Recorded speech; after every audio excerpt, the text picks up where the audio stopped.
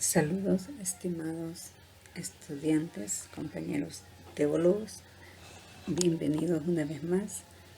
Esta semana estamos iniciando nuestra tercera y última unidad y de igual manera vamos a iniciar una nueva temática en el desarrollo de esta asignatura.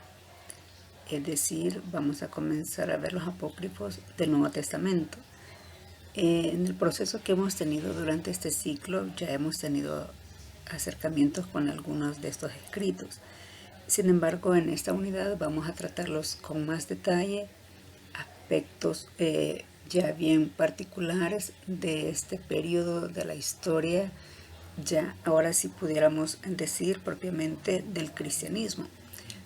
Si bien es cierto, la asignatura se llama literatura extracanónica, la hemos dividido en dos grandes áreas: literatura extracanónica del Antiguo Testamento y del Nuevo Testamento. Hoy nos compete entonces iniciar la literatura extracanónica del Nuevo Testamento y pues por el hecho, ¿verdad?, de ser extracanónica, también es una literatura que ha sido clasificada como apócrifa en relación del canon del Nuevo Testamento. Pues vamos a ver acá algunos aspectos fundamentales de esta literatura. Para comenzar, vamos a recordar la definición del término apócrifo, ¿verdad?, que dice oculto.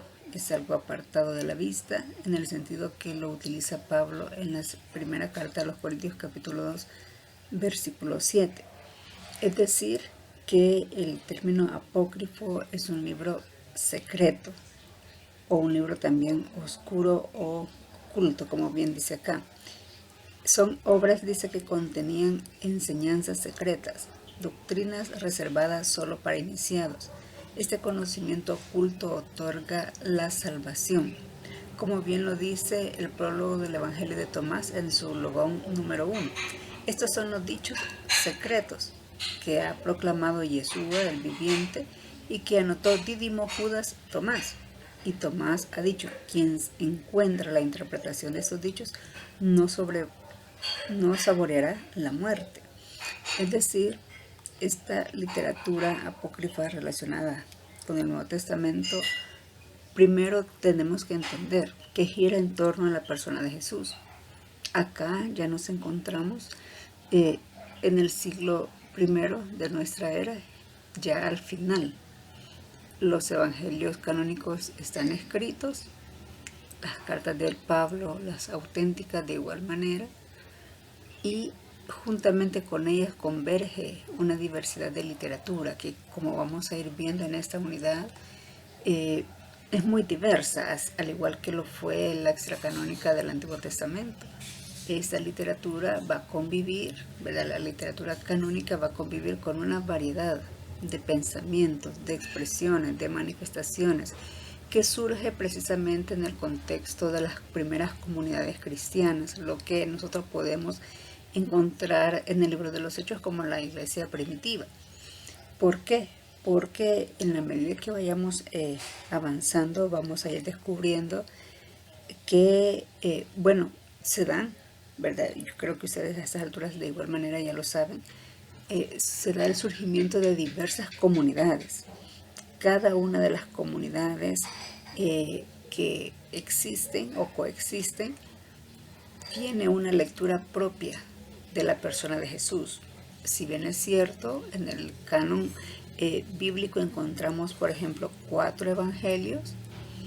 Cada uno de estos 4 representan una comunidad distinta de entender a Jesús: la comunidad marcana, la comunidad lucana, juánica. Cada una de ellas lo entiende de una forma distinta, y así de igual manera serán estos evangelios, que son, ¿verdad?, dice acá, como bien dice, que contenían enseñanzas secretas, doctrinas reservadas solo para los iniciados. Acá es bien importante recordar, como hemos venido hablando anteriormente, que la literatura extracanónica se caracteriza por ese encuentro que tuvo con el gnosticismo. El gnosticismo será una corriente filosófica religiosa que no va a morir en el siglo I, sino al contrario, pervive, surge allá, ¿verdad?, en mediados del siglo IV a.C., con los persas. La vemos impregnada en algunos deuterocanónicos, en alguna literatura extracanónica apocalíptica también, ¿verdad? Y ahora acá, a finales del siglo I de nuestra era hasta el siglo VI, VIII, nos vamos a encontrar con la influencia de estos apócrifos y el gnosticismo. Ahora, este gnosticismo también va a tener una cercanía al cristianismo, a tal punto de que se entiende que hay una corriente gnóstico-cristiana. Por eso es que dice el primer logón del Evangelio de Tomás en su prólogo, que estos dichos secretos, dice, que ha proclamado Yeshua el viviente y que anotó Didimo Judas. Dice, quien encuentra la interpretación de estos dichos no saboreará la muerte. Ahora, esta interpretación de estos dichos, precisamente, ¿verdad?, es ese contexto o ese sesgo que nosotros vamos a encontrar en él, ¿verdad?, del gnosticismo. No debemos de olvidar este elemento, porque a la hora de interpretar estos escritos gnósticos y cristianos a la vez, nos vamos a encontrar con una lectura literal bastante controvertida, como ya se ha notado en otros escritos. Actualmente, por ejemplo, ¿verdad?, no sé si ustedes han escuchado, por ejemplo, de la película del Código Da Vinci, cosas así, las novelas que hay basadas en estos evangelios gnósticos y que le dan una interpretación bien sensacionalista o literal. Ahora, para poderlos entender es importante conocer el gnosticismo del siglo I, que es diferente al gnosticismo original del siglo IV, mediados del siglo IV a.C., y que también difiere mucho del gnosticismo de nuestro contexto. En nuestra época, el gnosticismo que conocemos dista mucho del gnosticismo que vamos a encontrar en estos escritos. Ahora, cuando surgen, ¿verdad?, estas diferentes propuestas de interpretación sobre la persona de Jesús, va a surgir también junto con ellos lo que nosotros ahora conocemos como la ortodoxia. Y, ¿verdad?, junto a esto, o más bien antes de la ortodoxia, va a surgir la heterodoxia. Cuando uno habla, ¿verdad?, de estos términos, pareciera que la heterodoxia es el resultado de la ortodoxia, pero es al revés. Heterodoxia se refiere a esa variedad, a esa multiplicidad de pensamientos que existía.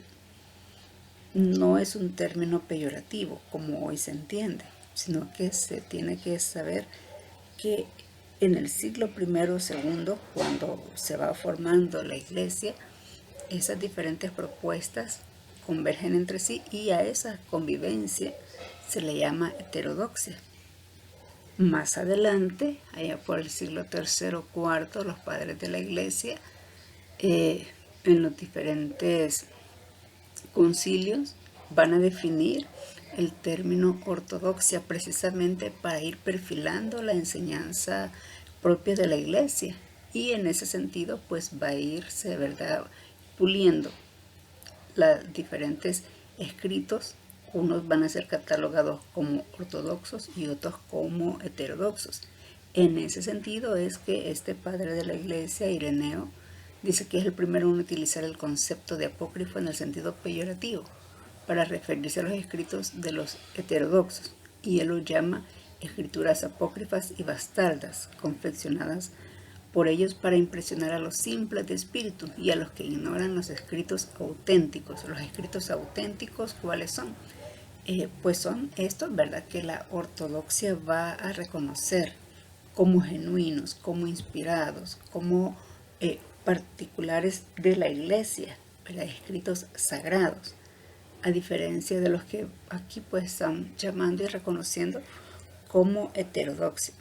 También, ¿verdad?, Tertuliano allá por el 325 dice, utiliza el término apócrifo para referirse a los libros adulterados que se oponen a los recursos divinos de las escrituras. ¿Vean? Entonces, será, ¿verdad?, en los primeros siglos de la iglesia donde va a surgir esa controversia entre lo que es ortodoxia y heterodoxia. Pero esto va a responder, ¿verdad?, a esa intención que la iglesia se está formando, se está institucionalizando y necesita, ante esa diversidad de escritos y de corrientes, no solo gnósticas, sino que también van a surgir otras, ¿verdad?, de tipo asceta, que van a importunar, ¿verdad?, a los líderes de la iglesia, y estos se van a ver forzados a ir definiendo qué literatura va a ser parte de lo que más adelante llegará a ser el canon. Schutzmacher dice, estos textos son no admitidos en el canon, que tienen, dice, la pretensión de poseer un valor equivalente al de escritos del canon, que prolongan y desarrollan géneros literarios creados o recogidos del Nuevo Testamento. Es decir, cuando hablamos de apócrifos del Nuevo Testamento, también vamos a encontrar evangelios, como lo veíamos en el prólogo del Evangelio de Tomás, que lleva precisamente ese nombre, ¿verdad? Evangelio de Tomás. Hay un Evangelio de Pedro, hay un Hechos de Pablo, es decir, porque según la clasificación de géneros que se utilizan en el canon bíblico, también, ¿verdad?, los autores de estos escritos van a escribir así, van a escribir evangelios, van a escribir hechos de las iglesias, van a escribir cartas, van a escribir apocalipsis. Por eso es que encontramos, como él bien dice acá, este autor, son textos no admitidos en el canon que tienen la pretensión de poseer un valor equivalente, vean, al de los escritos del canon, y que prolongan y se desarrollan géneros literarios creados y recogidos del Nuevo. En la medida que surge, por ejemplo, el Evangelio de Marcos, hay otros autores, otras comunidades que van a escribir también bajo ese género, ¿verdad?, de evangelio. Acuérdense ustedes que evangelio llegó a ser un género, llegó a convertirse. En un inicio pues existía el término como evangelio, buenas nuevas, ¿verdad?, que se enviaban de una ciudad a otra, de una comunidad a otra, o en el caso de los gobernantes, ¿verdad?, que utilizaban el término para mandar noticias, para actualizar y dar a conocer sus edictos y cuantas cosas a las personas de las diferentes ciudades y países. Posteriormente, el término evangelio llegó a convertirse en un género literario, en un género que va a tener la intención de escribir alrededor de la persona de Jesús y la valoración que el autor o los autores dan a esta persona de forma particular. Así tenemos los evangelios canónicos y muchos otros, en este caso apócrifos, que vamos a ir conociendo.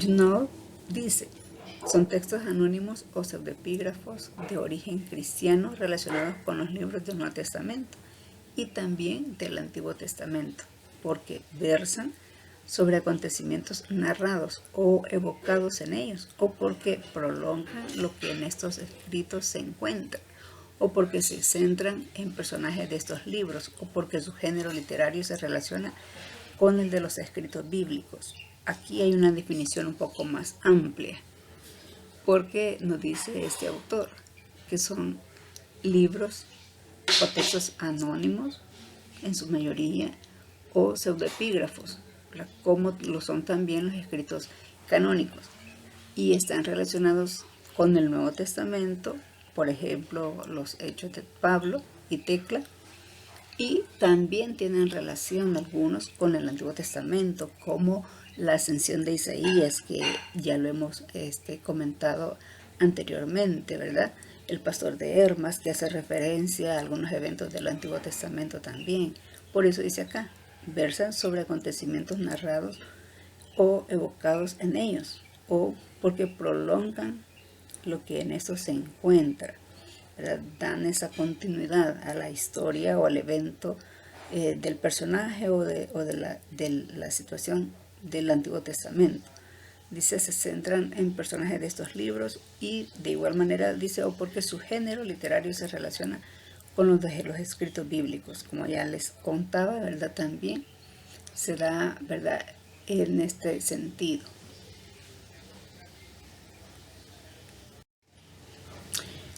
En este caso vamos a encontrar diferentes géneros de los apócrifos en relación al Nuevo Testamento. Como les decía, tenemos cartas, tenemos hechos, tenemos apocalipsis, tenemos evangelios.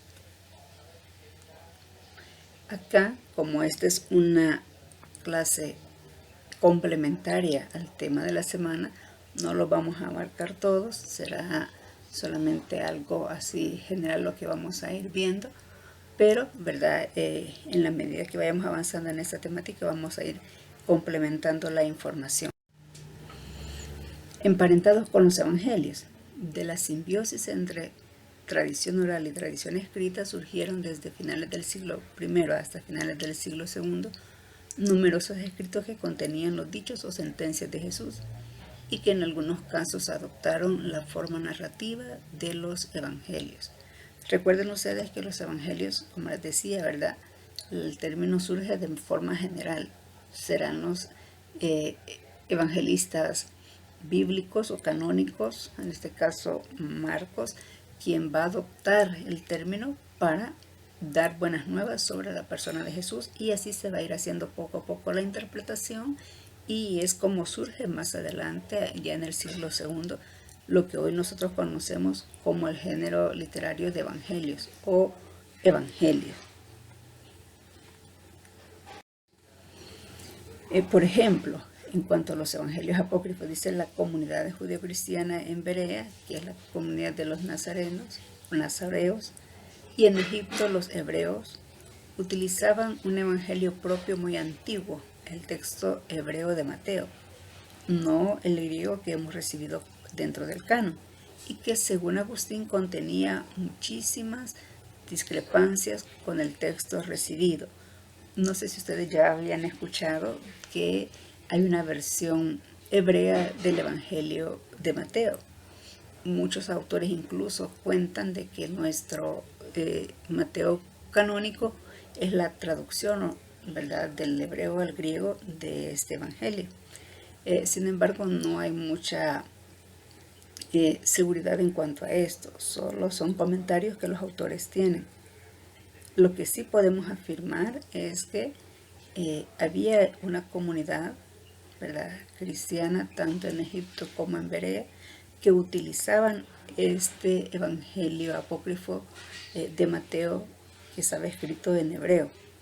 Es decir, pareciera que la tradición hizo esa relación entre el evangelio mateano canónico con esta versión en hebreo, pero que esta versión en hebreo la utilizaban estos grupos. Ahora, estos grupos más adelante, allá a mediados del siglo III, van a ser categorizados como grupos heréticos.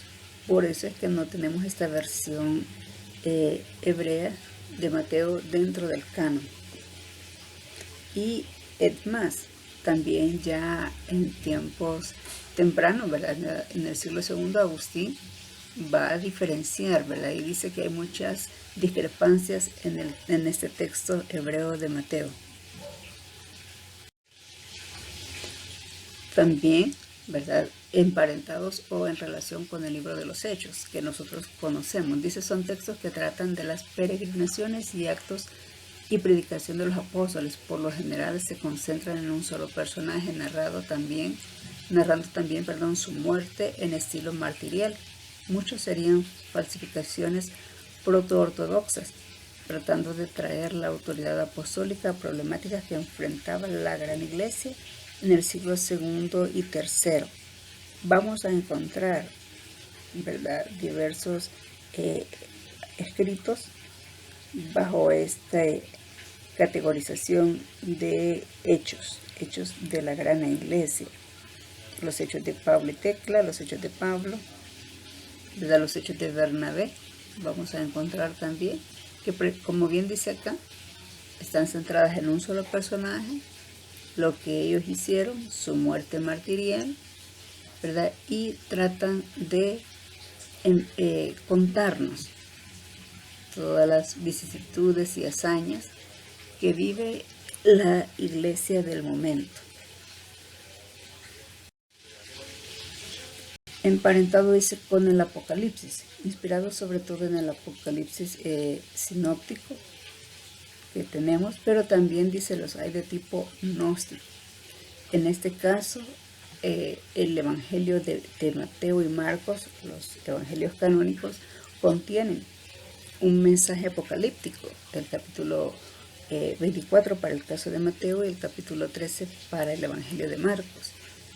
En este sentido, que son los apocalípticos del Nuevo Testamento más antiguos que tenemos, ¿verdad? Entonces, de ahí, estas son como la base de la cual van a surgir otros apocalipsis, muchos de ellos de corte gnóstico. Y pues acá los vamos a ir conociendo poco a poco, ¿verdad? Vamos a irlos estudiando. Dice, emparentados también con las cartas de Pablo. Las cartas apócrifas imitan el estilo y pensamiento de Pablo. Puede ser un tipo de correspondencia como la de Pablo y Séneca. Los discípulos de Pablo trataban, dice, de hacer ejercicios teológicos y de actualización del pensamiento del apóstol. Acá hay que tener cuidado porque nosotros conocemos que tenemos 7 cartas auténticas de Pablo, pero también hay unas pseudoepígrafas que las conocemos como las pastorales. Estas no son las pastorales, sino que son otras cartas que están fuera del canon, pero que se le atribuyen a Pablo, ¿verdad? Es decir, no vayamos a cometer el error de confundir estas cartas apócrifas que imitan el pensamiento de Pablo con las pastorales. Las pastorales son muy aparte de este otro grupo de cartas que son parte de la literatura apócrifa. Ahora, la característica que puedan tener en común es que ambas, las pastorales o pseudoepígrafas y estas de corte apócrifo, tratan, ¿verdad?, de continuar la idea, el pensamiento del apóstol, ¿verdad? Ambas tienen esa intención. Sin embargo, pues fueron denegadas a la hora de valorar qué literatura iba a entrar en el canon bíblico.